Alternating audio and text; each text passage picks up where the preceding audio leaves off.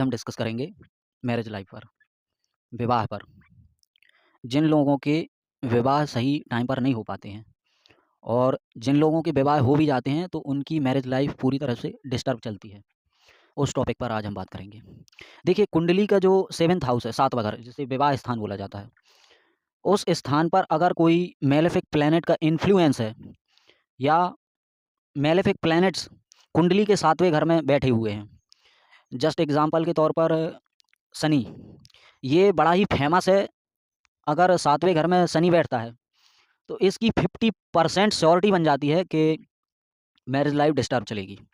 अब अगर इसको और वास्ट लेवल से देखें कि सच में ये घटना घटती है कि नहीं घटती है, तो जो D9 चार्ट होता है कुंडली का, नवमांश चार्ट जिसे बोला जाता है, नवमांश चार्ट में अगर कुंडली के लग्न चार्ट में अगर 7th हाउस में शनि है या राहु है या केतु है, स्पेशली केतु डिटैचमेंट का कारक है।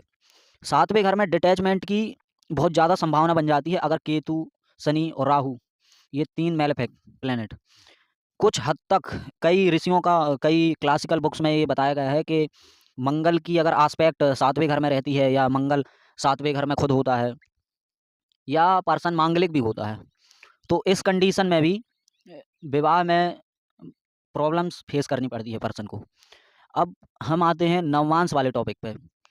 नवमांश चार्ट में अगर 7वां घर पीड़ित है और लग्न चार्ट में भी 7वां घर पीड़ित है, किसी भी नेगेटिव प्लैनेट के इन्फ्लुएंस में है, किसी भी मेलेफिक प्लैनेट के इन्फ्लुएंस में कुंडली का 7वां घर है, तो यहाँ पर 100% श्योरिटी बन जाती है कि विवाह में प्रॉब्लम आएगी। और अगर विवाह हो भी जाता है तो विवाह के उपरांत बाद में बहुत सारी प्रॉब्लम फेस करनी पड़ती है। जस्ट एग्जांपल के तौर पे कोर्ट कचहरी, मुकदमा और अपने से अपोजिट के प्रति सही ढंग से बिहेव ना होना, ये सारी समस्याएं 7th हाउस अगर पीड़ित रहता है। इसे देखने के लिए कुंडली का लग्न कुंडली का जो 7th हाउस होता है, वहाँ पर देखना पड़ेगा कि कितने पॉजिटिव प्लैनेट्स की आस्पेक्ट है, कितने नेगेटिव प्लैनेट की आस्पेक्ट है।